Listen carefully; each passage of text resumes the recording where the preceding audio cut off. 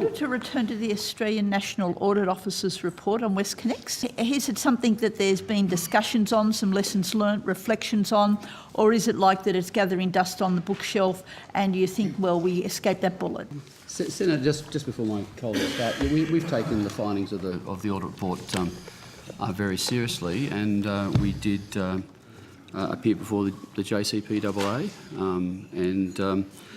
at that hearing I outlined how we've taken on board the feedback from the ANAO in consideration of the Sunshine Coast Airport extension loan, including the structure of the term sheet in terms of the way we've got legal and other advice.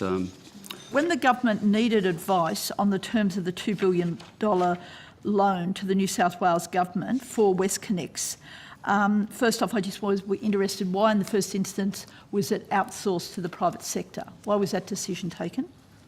Well, the department, as a matter of course, seeks expert legal, commercial and technical advice from advisory firms who are on our panel.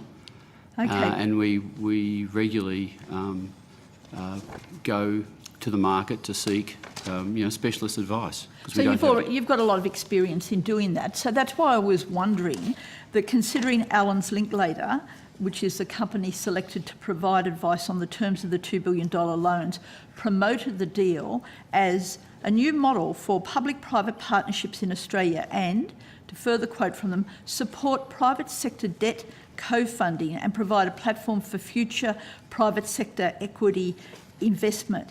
I mean, what it sounds like is that the $2 billion of public funds were being used to entice private lenders into funding WestConnex construction, as it had been difficult for the government to raise finance for the project. Their analysts found a note from your departments, from the department's legal advisors, that it was apparent that, and I quote, "It was the WestConnex delivery agency's intent that the loan was to be a concessional loan affording minimal rights to the Australian government." What was meant by that? The loan was a concessional loan. The other feature of the loan, Senator, was that it was subordinate to senior debt. The key point of interest for the Commonwealth was to ensure that the subordinate debt was repaid to the Commonwealth. So the key features that the Commonwealth was interested in was around the loan being repaid.